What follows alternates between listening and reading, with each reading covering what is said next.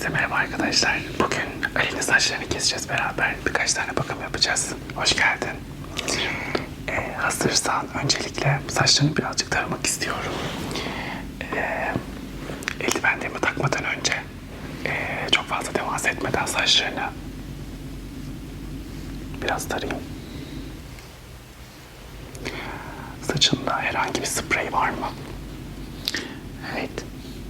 Biraz sabitlemişsin sanırım.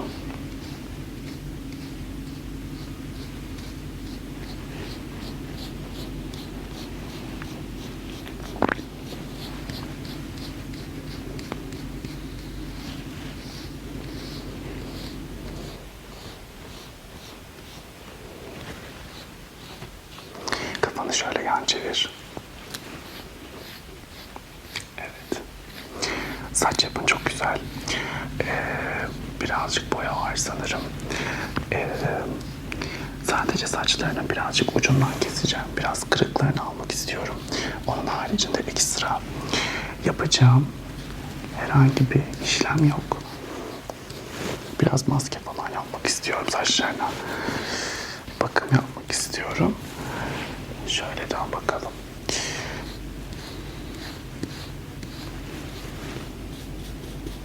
Şimdi eldivenlerimi takacağım. Saçına temas ederken, herhangi bir ürün uygularken bu ürünlerin elime temas etmesini istemiyorum. Aynı zamanda hijyenik olmak için.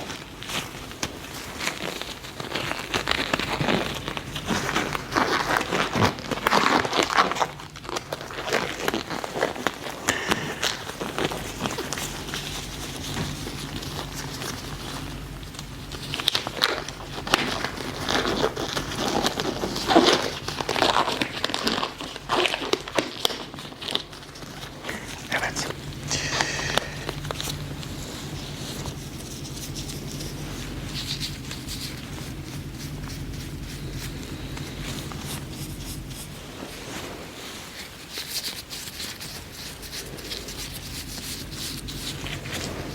Saçını kontrol ediyorum. Birazcık. Hangi bölgelerde ne yapabilirim?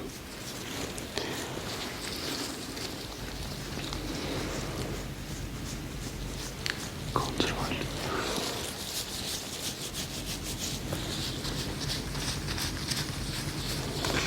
Saç derinde birazcık kurumalar mevcut. Bunun için de nemlendirici bir bakım yapmamız gerekiyor.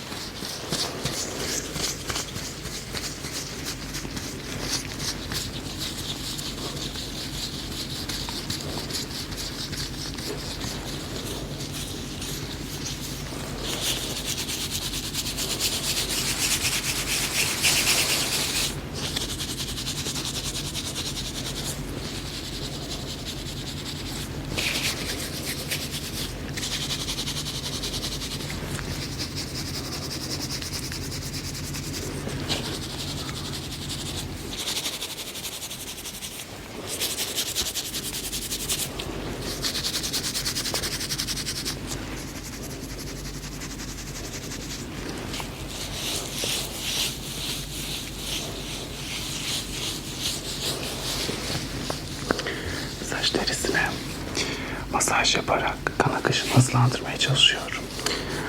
Böylelikle saç derimizde kepekler vesaire varsa bunlar daha hızlı temizlenecektir. Özellikle maske öncesinde veya saç kesimi öncesinde bunu yapmak saçların çok daha iyi bir şekilde ayrışmasını sağlıyor.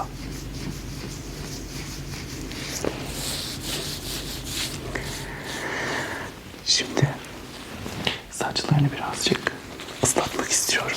Elimde böyle bir sprey var. Bunun içerisinde su var.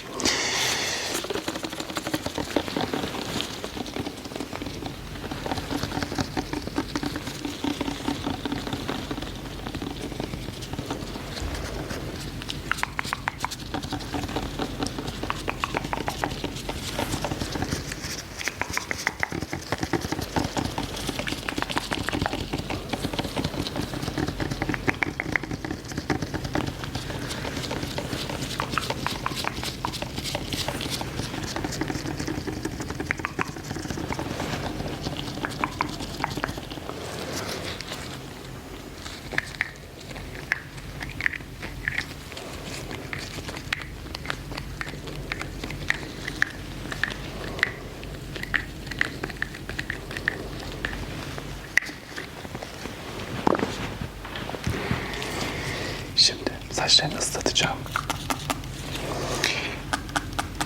Kesim öncesi saçları ıslatmak işlerimi çok daha kolaylaştırıyor.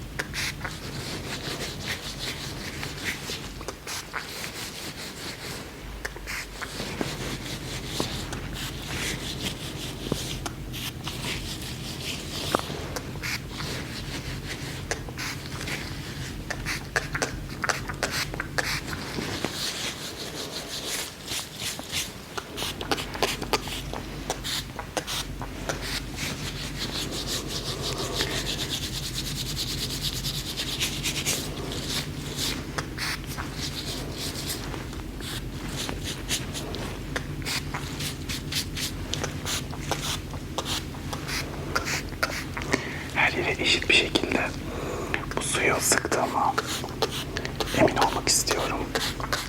Tüm saçın ıslandığını görmem gerekiyor. Evet.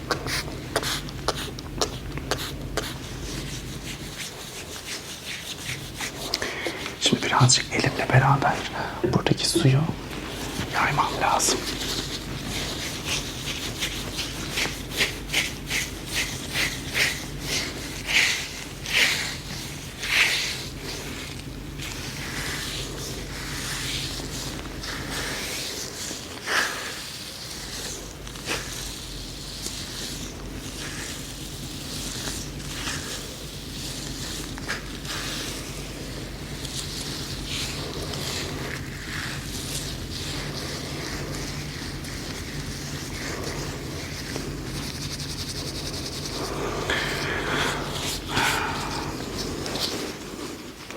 Şimdi çok az uçlarından kesmeye başlayacağım. Evet, elimde bir makas var. Şuradan sadece uçlarından birazcık almak istiyorum. Şu şekilde. Evet.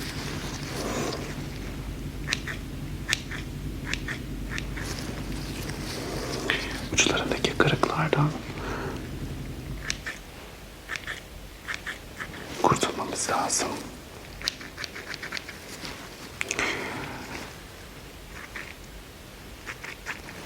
Dikkatli kesmeye çalışıyorum çünkü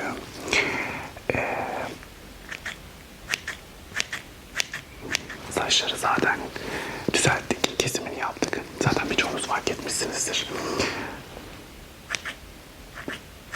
Ama sadece üstündeki kırıklar kaldı. Bu yüzden bunları beraber yapmak istedim. Sizlerle beraber. Bu arada eğer randevu oluşturmak isterseniz mutlaka arayın. Saçlarınızın kırıklarını çok kolay ve nazik bir şekilde alabilirim. Evet. Biraz böyle ortalarda fazla kırığımız var. Özellikle mevsim geçişlerinde, işte kışın, sonbaharda, yaz ayında çok fazla güneşte durduğumuz için saçlarımızın yıpranmışlığı, kırıkları çok belli oluyor. Bu yüzden saçlarınızın kırıklarını aldırmayı sakın unutmayın, ihmal etmeyin. Özellikle yazın güneşten dolayı tatile gittikten sonra vesaire deniz, kum, güneş birazcık saçları etkileyebiliyor. Saçlarda kırıklara sebep olabiliyor. Bu da gerçekten bence düzeltilmesi gereken bir durum.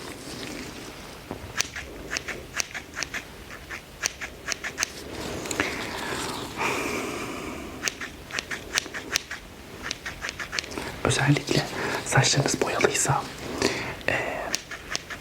mutlaka yazın daha fazla zarar görüyor. Çünkü boyanın içindeki kimyasallar güneşle beraber çok fazla tepkimeye giriyor. Buna dikkat etmemiz lazım. Özellikle saçlarımızı boyarken kaliteli ürünler ya da doğal içerikli ürünler kullanabilirsiniz. Saçlarınızı boyadıktan sonra çok ciddi bakımlar yapmanız gerekiyor. Çünkü saçlarınızı çok yoğun bir kimyasala maruz bırakıyorsunuz. Evet. Şu an saçlarımızın kırıklarını aldık. Elimde bir adet tıraş makinesi var. Bu tıraş makinesiyle saçların yan taraflarını düzeltmeler yapacağız. Erkeklerde en önemli olan şeylerden bir tanesi saçın yanları ve arka kısmı. Buraları çok iyi düzeltmemiz gerekiyor. Tıraş makinem başlık kısmını takıyorum. Taktım. Ve şimdi yan kısımları düzeltmeye başlayacağız. Hep beraber.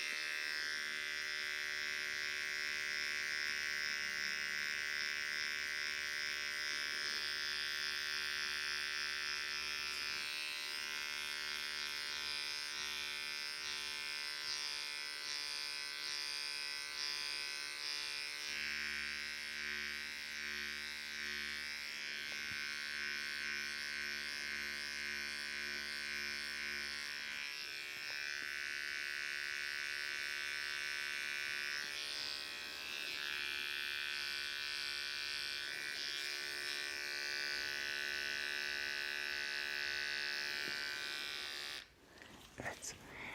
Bu taraftaki düzeltmelerimi yaptım. Zaten çok fazla ihtiyacımız yoktu. Şimdi diğer tarafı düzenleyeceğim. Böyle dönelim. Evet. Şimdi bu taraftaki tıraşımıza devam edebiliriz.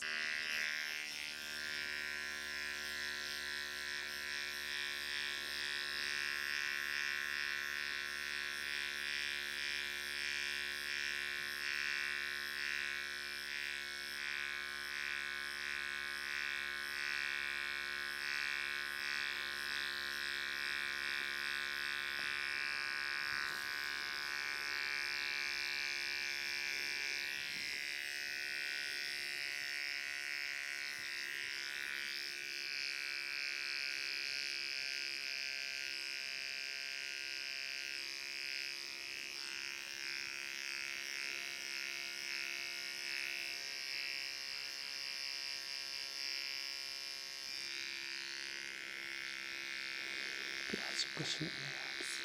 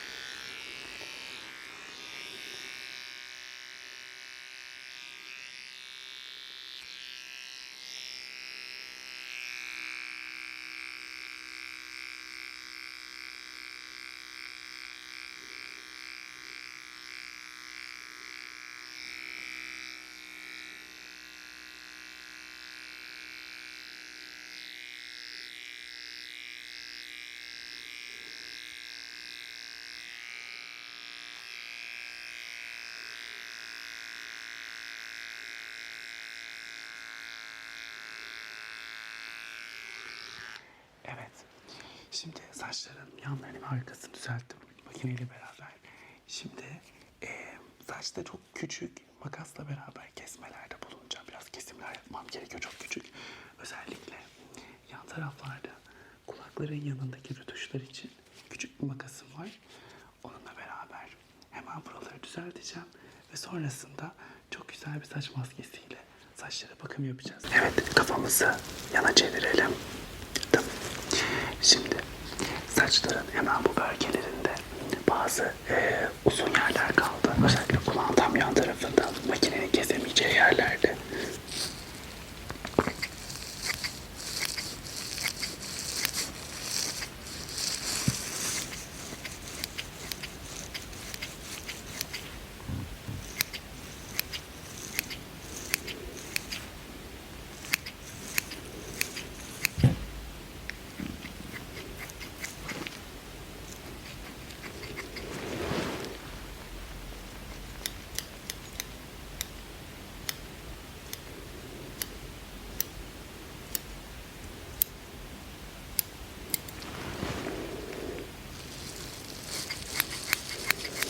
Şimdi saçın diğer tarafında bu kulağın olduğu yerlere birazcık bakmam lazım. Evet. Süper gidiyor. Aslında kulağın tam şu bölgesi kemikli bir yapıya sahip. Bu yüzden tıraş esnasında bu kısımları çok fazla göz önüne çıkarmamak gerekiyor. Kemikli bir bölge olduğu için çok kısaltmamak gerekiyor. Özellikle şu bölgedeki tıraş çizgisini çok fazla kemikli bölgenin üzerinde tutarsak bu kemikli bölge dışarıya doğru çok fazla görünüyor olacak.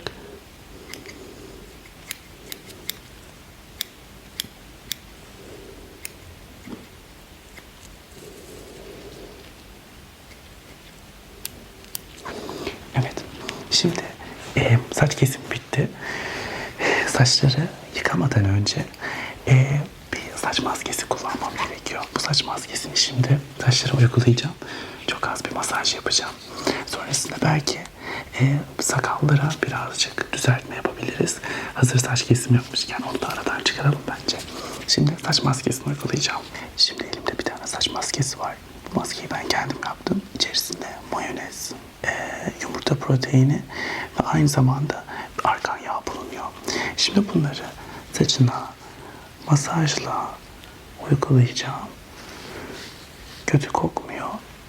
Sadece içerisinde yumurta olduğu için birazcık yapışkan bir yapıya sahip. Ama bunu uyguladıktan sonra saçların çok sağlıklı olacak ve o yumurtanın kötü yapısı da görünmüyor olacak. Şimdi saçlarına iyice yedirmeye çalışıyorum. Evet. Özellikle kuru saçlarda yumurta gerçekten çok iyi bir nemlenme sağlıyor. Canlı bir görüntü sağlıyor. Maskemi kenara alıyorum. Ve saçına masaj yaparak yedirmeye başlıyorum.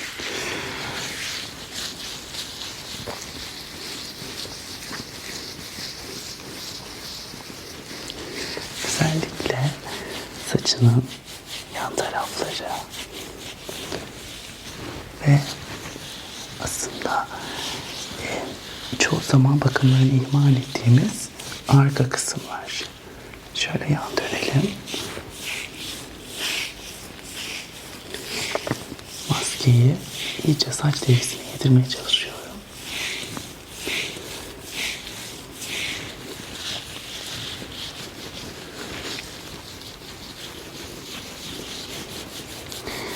Masaj yaparak saçının en uç bölgesinden saç diplerine kadar maskeyi yediriyorum.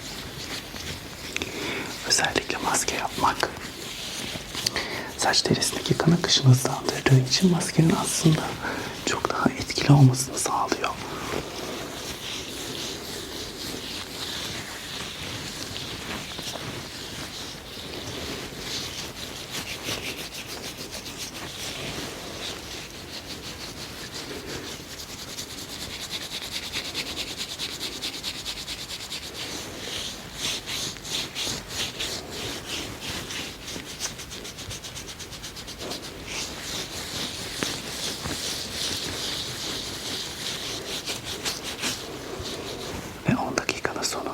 saçlarını yıkayarak bu maskeden arındıracağız.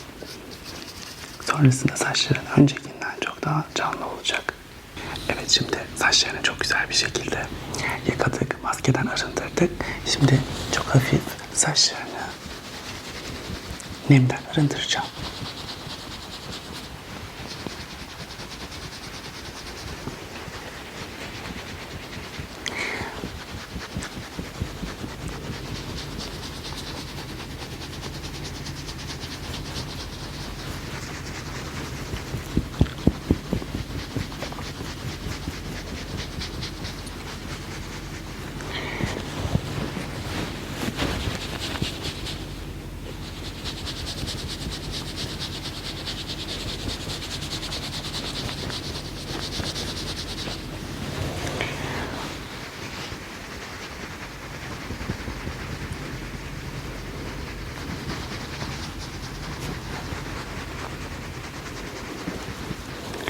Bence bu kadar yeterli.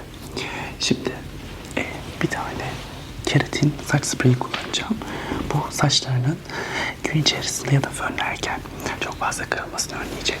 Özellikle bu tarz yoğun saç bakımlarından sonra, saç kesimlerinden sonra keratin sütü kullanmak saçların daha canlı ve hızlı toparlanmasını sağlayacak.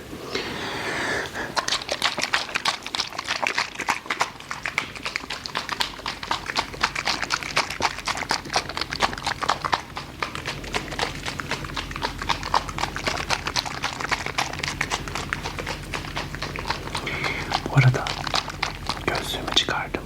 Çünkü gözlükle beraber tıraş yaptığım zaman bazen burun ucumda ağrı yapabiliyor. Senin saçlarını yıkarken de gözlüğümü çıkarmış oldum.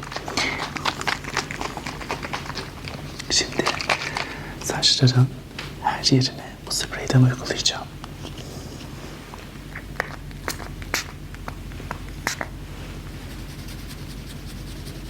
Evet.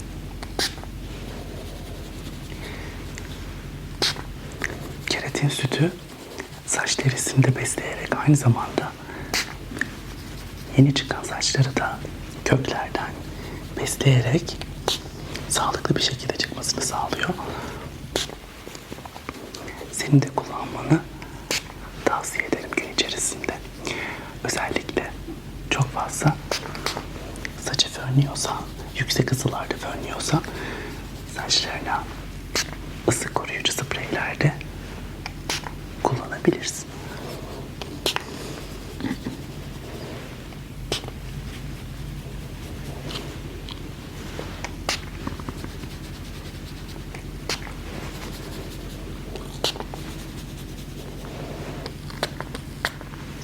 Bu kadar yeterli. Saçlarını bu tarakla tarayacağım.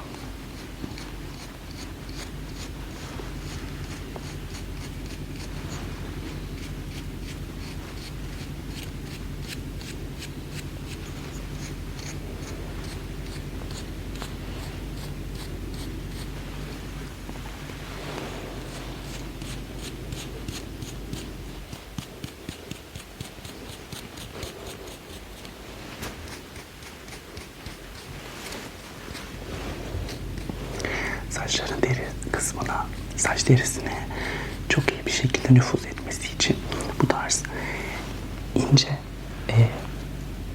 fırçalı tarakları kullanmak çok daha etkili oluyor. Çünkü her bir teli çok güzel bir şekilde ayırarak tüm spreyi veya maskeyi, herhangi bir saç ürününü eşit bir şekilde dağıtmaya yarıyor.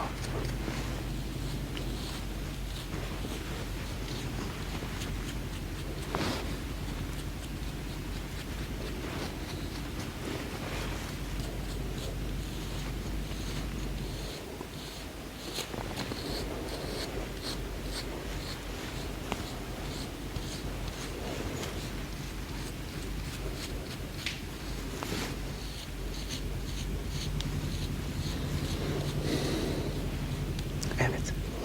Şimdi birazcık sakallarının özellikle boyun kısmını düzeltme ihtiyacı hissediyorum. Çünkü sakalları uzattığımız zaman bu kısımları görmeyebiliyoruz. Buraları düzelteceğim ve tam yan kısımdaki saçla birleşim noktalarını ince bir makineyle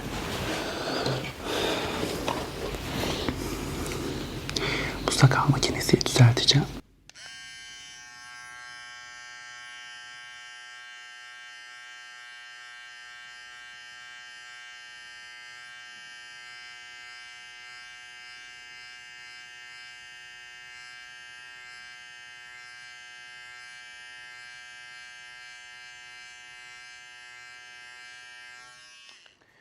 Özellikle bu tarz makinelerde makinenin başlık kısmının çok iyi temizlenmesi gerekiyor. Bu yüzden sakallarınızı düzeltirken, herhangi bir kuaföre giderken mutlaka bu makinelerin temiz olmasını ve hijyenik olmasını isteyin ve karşı tarafın da buna dikkat etmesine özen gösterin.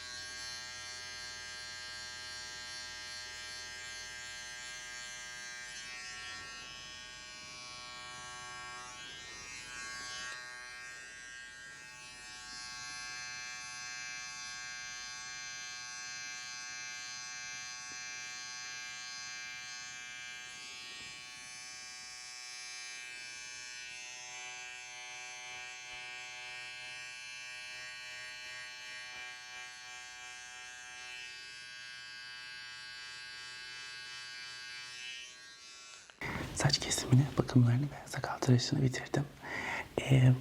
Herhangi bir istediğin başka bir bakım var mı? Yok. Tamam. Teşekkür ediyorum geldiğin için. Bir sonraki randevuda görüşmek üzere.